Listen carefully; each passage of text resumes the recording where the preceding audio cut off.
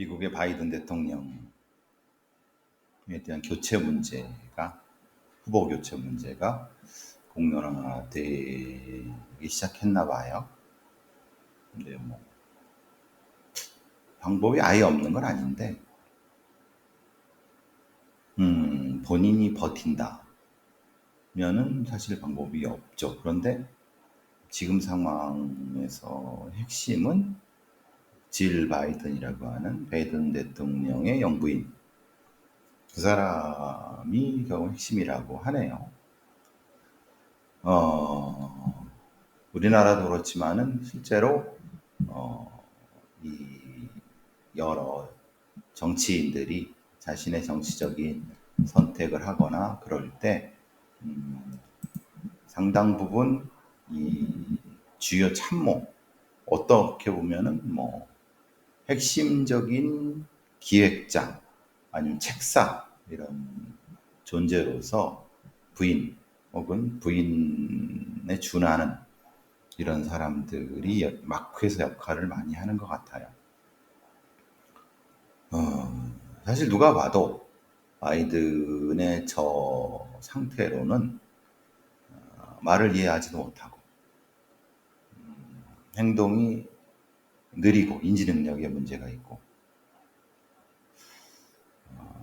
그렇다고 해서 정책이라든가 아니면은 뭔가 민주당이 뭐 내세우려고 하는 어떤 것들이 공화당보다 더 뭐 이런 것도 없어요. 뭐 도널드 트럼프 쪽에서는 사실상 선거 끝났다, 어떻게 됐든 이제 적전 분열이 된 거고, 본인이 버티는 한 적전 분열이고, 그렇지만 모르죠. 뭐 오바마라든가 아니면 민주당의 과거에 아니면 지금도 힘을 가지고 있는 어떤 뭐 세력들이 그런 얘기를, 교체 얘기를 하면, 근데 바이든이 그걸 수용할 수 있느냐, 그 얘기는 결국은 질 바이든한테 달렸다, 이런 얘기를 하고 있습니다.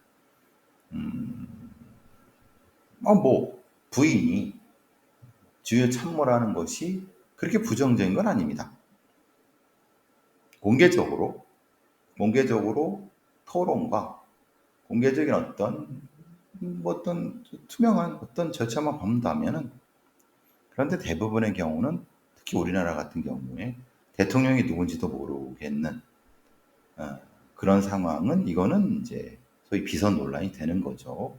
박근혜 때 너무나도 우리가 뼈저리게 경험한 것인데, 다시 시간이 돌아와서 지금도 이따위의 비선 논란이 되고 있으니, 민주주의나 법치를 껍데기만 아는 자들, 검사 출신 놈들이 이 농단하고 있는 이런, 아니면 법률가, 넓게는 법률가라고 하죠. 우리 현실과 비교해 봐서 사실 좀 답답한 부분이 많이 있습니다. 김홍일이라든가 검사 출신 애들 뭐 하는 거 없이 권력만 부리려고 하는 자들이 우리 사회에 주요한 직책이 있다는 게 사실은 가장 비극이죠, 비극. 어쨌든 그런 생각이 잠깐 들었습니다. 자, 이근한이라고, 이근한 고문 경찰? 얘를 경찰이라고 해도 되나요? 그냥 고문하는 놈이죠, 뭐. 그냥 경찰이랍시고 고문을 통해서 수많은 가짜 간첩을 만든. 생각해 보시면 이렇게, 아니면 가짜 간첩을 만드는 애니까 그럼 진짜 간첩들은 제대로 잡은 건 맞아요? 웃기는 거예요. 제가 가장 묻고 싶은 게 그런 거죠. 얘네들이 하는 말이 이거잖아요.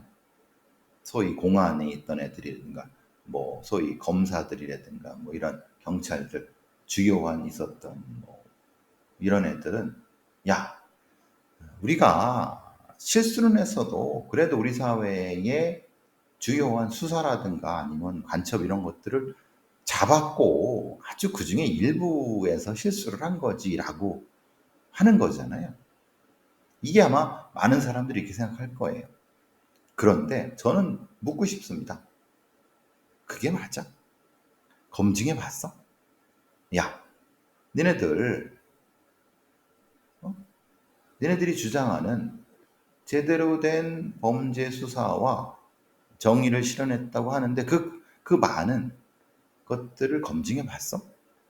그럼 간첩을 잡았다고 하는데 전체 그러면 1900, 예를 들면 시간을 정해서 1970, 60년이든 60년이든 어쨌든 아니면 뭐 그 이전이건 아니 그 이후건 딱 정해서 예를 들면 그래 다 좋아. 이전에는 그랬다고 쳐. 뭐 그러면 80년 전두환 때도 그랬다고 쳐. 그럼 민주화 됐다고 군사 정권이 그래도 사라졌다고 하는 물론 노태우에 대한 평가가 있지만 그래 좋아. 6공화국 헌법을 통해서 87년 이후부터 지금까지 얘네들이 공안이나 뭐 이런 애들이 간첩을 제대로 잡았던 거 몇 건이야. 조작한 거 몇 건이야. 한번 평가를 해봅시다. 그래서 진짜 제대로 간첩을 잡는 게 구할이 넘는다.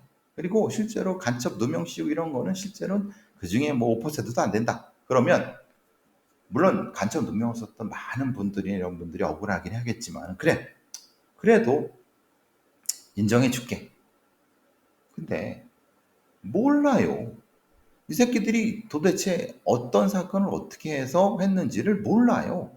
기록도 확인이 안 되고 그냥 잡았으니까 다 처리됐다. 그러니까 그렇게 주장하려고 하면은 근거를 가지고 떠들어라. 마찬가지로 검사들, 특히 지금의 고위 검사했던 애들 이런 애들도 그러잖아요. 사실 뭐 특수부 사건, 뭐 공안부 사건 아주 제한돼 있다, 아주 적다. 대부분은 형사 사건이다. 그럼 형사 사건은 진짜 개고생하면서 열심히 하고 진짜 정의 실현하기 위해서 진짜 고생했다. 그럼 검사들이 예? 특수부 검사나 뭐 공안부 검사가 아니라 일반 형사부 검사들은 진짜 고생하고 진짜 우리 사회를 위해서 진짜 노력했다. 좋아요. 그러면 다 못해도 랜덤 샘플로 한번 해갖고 실제로 그렇게 잘 했는지 안 했는지 한번 평가해 봅시다. 그러니까 전체 사건에서 특수부 사건이 몇 건이고 그럼 걔네들이 이 사건을 얼마나 개판으로 했는지 아니면 제대로 했는지 한번 평가를 해 봅시다. 그러고 난 다음에 뭐 그 검찰 개혁을 하든 아니면 뭘 하든 그 고문 경찰이 배상을 해주든 그런 게 없잖아요. 근데 아니 그러니까 그러면 오히려 거꾸로 저는 지금의 검사들이라든가 경찰 이런 애들이 바꾸기 싫어하잖아. 검찰 개혁 싫어하고 이런 수사 그러면 지들이 샘플로 가지고 와서 또 뭔가 제기를 하면 되는 거지.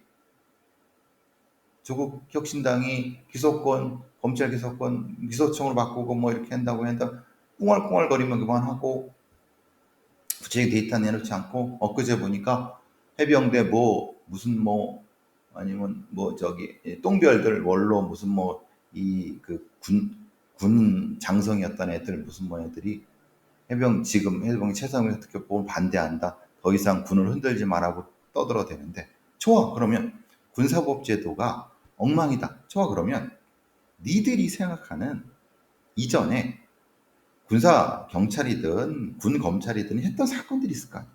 그죠? 그 사건들 중에서 제대로 한 게 있고 제대로 못한 그걸 한번 객관적으로 검증해 보자. 니들이 말한 대로 지금의 군사법 체계가 군의 지휘권을 엉망으로 만들고 막 휘트해서 지금 누가 싸우려고 하느냐 지휘권을 이렇게 흔들어 놓으면 그게 진짜 지휘권을 흔들어 놔서 그런 건지 아니면 그런 놈들이 무능한 놈들이 그 사건을 은폐하기 위해서 한 거를 정상화시키기 위한 사법체계의 전환이냐 한번 객관히 평가를 해봅시다. 이게 웃기다는 거예요. 이근한이라는 놈이 간첩 누명을 씌웠는데 이제서야 이제 유족한테 7억 원을 배상하라고 이제서야. 도대체 이근한이라는 놈이 도대체 얼마를 했는지 그럼 얘가 그럼 제대로 한 건 뭐야? 이들한 게 있기나 해? 진짜 간첩이 있기나 해? 북파된 북에서 온 애들이? 있으면 몇 건인지 한번 줘. 응? 그리고 아까 말하는 그 똥별들, 장성들 지금 군을 흔든다고 하는데, 그러면 그 사건들이 제대로 된 거는 그걸 가져와 봐라. 참, 아, 우리가 과학적 하는데 그런 거 없이 참 답답한 거예요. 지금 조국 혁신당이 수사기소 분리해서 뭐 검찰청 수사권 없애겠다는, 이게 보복인가 검격인가 이렇게 보수 언론 아니면 뭐 여러 다른 언론에서도 이런 얘기를 떠들어요. 좋아요.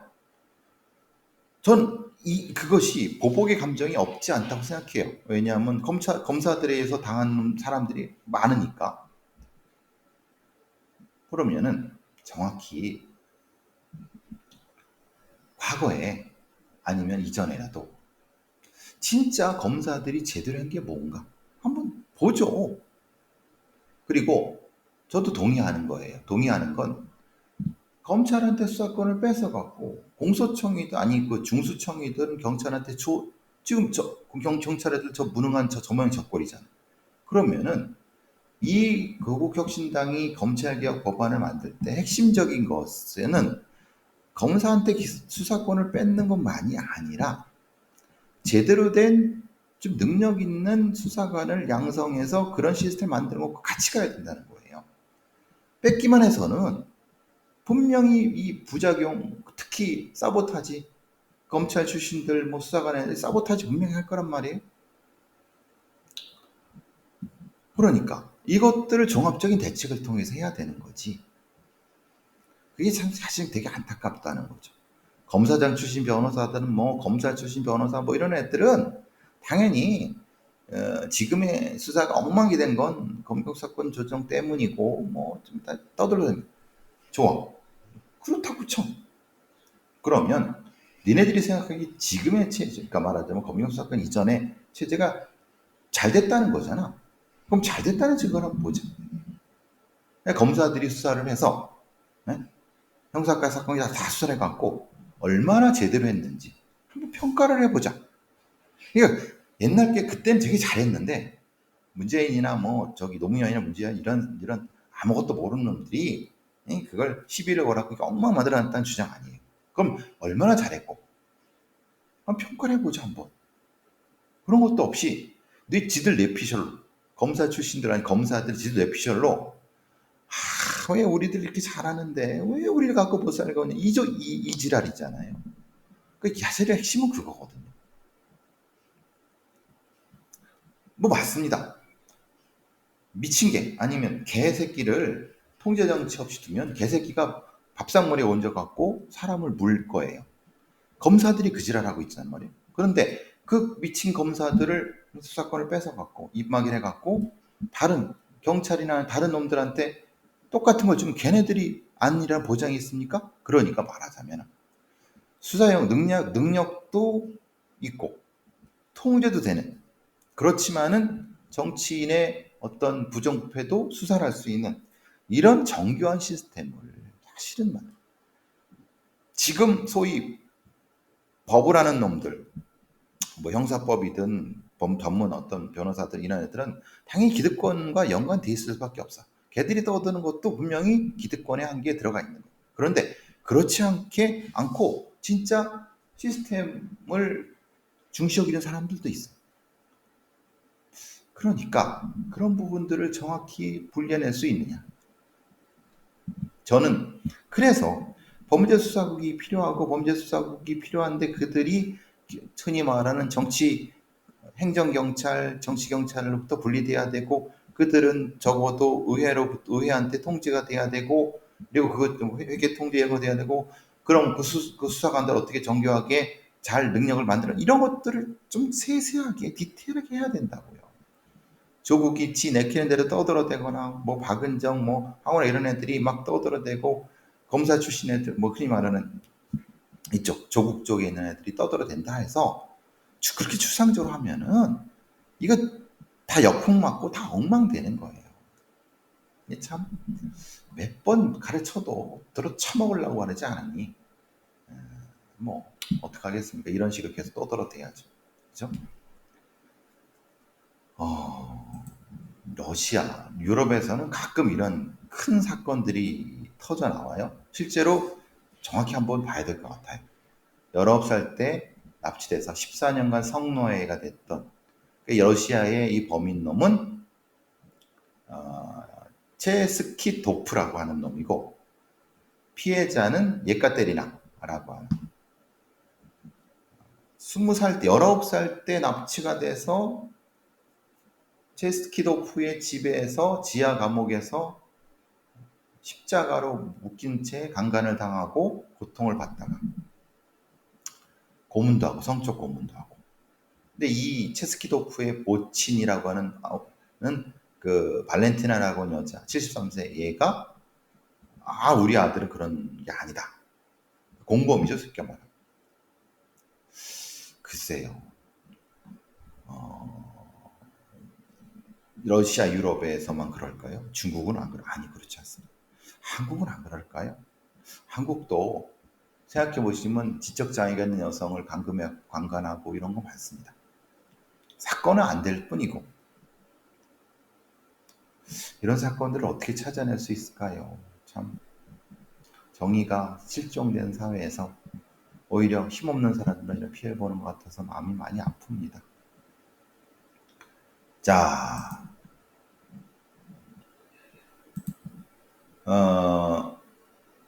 대법원에서 묘한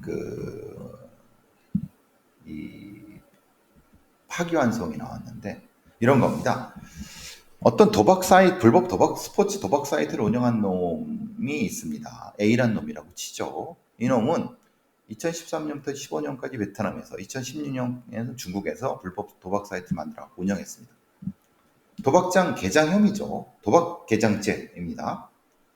근데 문제는 형사처벌은 뭐 당연히 그 증거를 가지고 했는데, 문제는 우리가 지금 많이 보이스피싱도 그렇고 뭐 사기도 그렇고 핵심은 뭡니까? 범죄 수익을 추징 환수해 갖고 피해자한테 돌려줘야 되는 그 부분에서 매우 부족하다. 지금 이 사건도 그 부분입니다. 근데 오히려 대법원은 엄격성과 명확성을 지금 주장하고 있는 것 같아요. 물론 대법원이 그랬겠습니까? 사실 이런 도박 범죄자라든가 이런 애들이 고용한 변호사나 이런 애들이, 비싼 변호사들이 추징금 적게 하려고 이렇게 엄청나게 노력을 하고 있죠. 그러니까 이 변호사들의 노력이 성공하는 거죠. 이놈한테는 징역 1년 6개월에 집행유예 했어요. 징역 3년에 집행유예니까 이제 구속이 안 된 거 그냥 나간 거예요. 그래서 이놈한테 문제는 추징금, 이게 32억, 35억 막 그랬어요. 근데 추징금을 산정할 때 이 대법원의 판단은 이거예요. 엄격하게 해라. 증거 중심을 해라 이거예요. 왜냐? 이놈이 너 이 범죄를 저지르는데 들어간 비용이 뭐야? 거기 밑에 있는 네가 데리고 있던, 범죄하려고 데리고 있던 급여, 경비 매달 1억 썼어. 그러니까 이걸 30 몇 개월을 하니까 그래 곱하니까 얼마야? 30 몇 억, 30억. 이렇게 주먹구구식으로 적용을 한 거예요. 검찰이. 그러니까 대법원은 아니다. 그 사이트 운영 경비라는 것이 꼭 범죄의 수익금인지 아니면은 지 돈을 갖다 꼬라박은 건지 어떻게 알겠느냐. 명확히 구분을 해야 된다. 즉 실행 경비가 바로 범죄 수익일 수는 아니지 않느냐. 이건 법리와 재형 법정주의에 어긋난다라고 한 겁니다. 이게 웃긴 거죠. 웃긴 게 아니라 이 대법원 판사놈들이 대가리에 총 맞은 놈들이죠. 왜냐하면 생각해 보십시오. 이놈은 범죄 의도를 가지고 자신의 여유 자금인지 빌린 돈인지를 가지고 실행을 하기 위해서 이 자신의 수하들한테 월급도 주고 막 그랬어. 이 행위가 전체적으로 다 범죄 행위의 과정이에요. 그런데 중요한 것은 우리의 법상 범죄 수익이라고 하는 건 범죄 행위로부터 나와야 되는 거예요. 그렇게 우리나라의 법이 돼 있어요. 근데 얘가 지금 쓴 돈은 이전에 가지고 있던 자기 돈이에요. 이거는 범죄로부터 얻은 게 아니라 자기 그냥 개인 돈이에요. 이걸 승해서 쓴 돈은 범죄 수익이 아니기 때문에 추징할 수 없다는 거예요. 이게 맞나? 예를 들면 왜 이런 문제가 되냐면은, 예를 들면 재벌 3, 4세 놈들이 무엇인가 이제 그 뭐 매점 매석하고 뭐 이렇게 저기 주가 막 신고하고 주가 뭐 이렇게 그 부양, 그 이제 범죄를 하기 위한 돈이잖아요. 그 돈이 있고 그 돈을 통해서 수익을 냈죠. 그럼 얘가 50억 정도를 누구한테 빌렸어. 그래서 범죄 수익을 100억을 냈어. 수익을 냈어. 그러면 여러분이 생각한 이 논리대로라면 50억은 어차피 얘 돈이니까, 그러니까 수익을 낸 100억은 해는 건 이 얘기예요. 그러니까 만약에 이 대법원이 아니야, 이 얘가 가지고 있던 경비도 범죄를 위한 목적으로 썼으니까 다 환수해야 돼 라고 못하게 한 거예요. 이 이유는 아까 말씀드린 것처럼 가진 자들, 돈 있는 놈들이 사기치고 주가 조작하는데, 만약에 이 대법원의 판례가 앞에 것까지 하면은 사실 재벌 3, 4세부터 시작해서 그걸 뺏길 놈이 한둘이 아니죠. 여러분 어떻습니까? 한국이 왜 주가 조작 범죄자들이 잡히지 않고, 왜 이런 어떤 나쁜 짓을 한 놈들이 제대로 그 이 처벌을 안 받, 처벌이 아니라 제대로 그냥 형사처벌 조금 받고 또 하는지가 이제 이해가 되세요? 이 대가리 총 맞은 대법원 판사놈들이 범죄 행위가 얼마나 위험하고 범죄 행위를 하기 위해서 쓴 돈은 범죄 수익이 아니기 때문에, 그러면 이렇게 해야죠. 제가 왜 범죄 수익 환수법이라든가 범죄 수익 환수청이 필요하다면, 범죄를 하기 위해서 쓴 돈도 압수를 해야 되는 거 아니에요? 예를 들면 음주운전을 했어.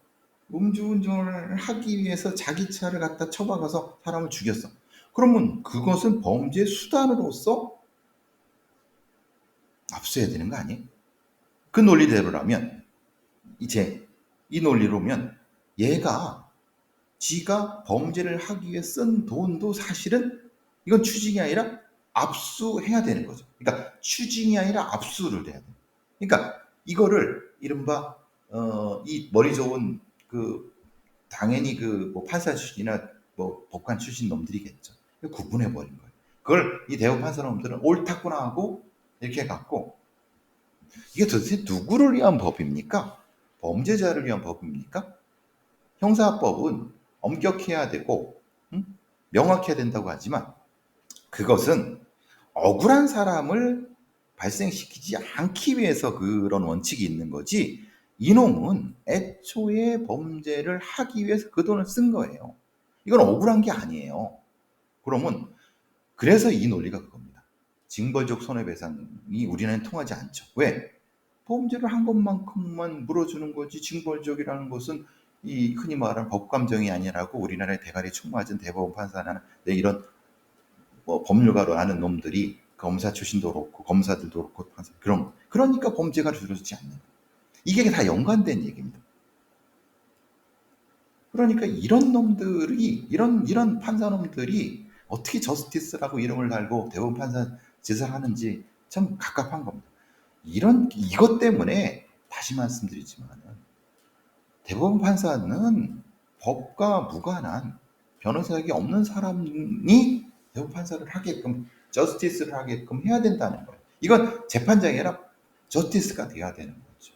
이 개판인 재판을 하고도 그 막대한 월급 받고 판사라고 대법관이라고 이렇게 존경받고 나중에 또 전관예우 받고 수백억 수천억 처먹고, 이따위가 대한민국의 법체계입니다. 대법원에. 여러분, 이 판결의 의미를 어떤 기자놈의 새끼들도 분석하지 못하고, 그리고 이 관련된 전문가라고 하는 소위 그 나름 뭐 사회 진보를 한다고 하는 변호사 출신의 무슨 사회운동 이런 애들도 이런 것을 하지 않는 건 다 이유가 있는 겁니다. 지들도 변호사니까. 언론은 뭐 하고 있습니까? 이런 엉터리 판결, 이렇게 그 자기네 중심적인 이 그 자신의 업계의 중심적인 판결이라든가 이런 기득권을 지키는 판결들을 엄격하게 지적해서 비판해라고 사회의 공기로서 언론의 권한을 준 거 아닙니까? 근데 그냥 세워라, 내려라, 뭐 그냥 알아서 하라 마라 하고 저는 너무 답답하고 한심합니다. 이런 범죄, 이런 재판관들이 있다는 것이 저는 참 이런 의미 있는 부분들은 우리가 분명히 명심하고 분석해서 비판하고 그래야지 무서움을 알 텐데 적어도 겁을 낼 텐데 아무도 이런 지적도 안 하고 아무런 이런 부분도 안 하기 때문에 법률가란 놈들, 판사란 놈들, 뭐 검사란 놈들, 변호사란 놈들 다 짱짝꿍하고 그냥 없는 사람들, 일반 시민들 피나 쪽쪽쪽 빨아먹고 뭐 범죄자는 좋다고 그냥 또 범죄하고 왜 대한민국이 사기꾼들의 천국이고 도박 그 사기꾼들부터 시작해서 그놈들을 변호하고 옹호하는 놈들 천국인지 이해하시겠습니까? 예?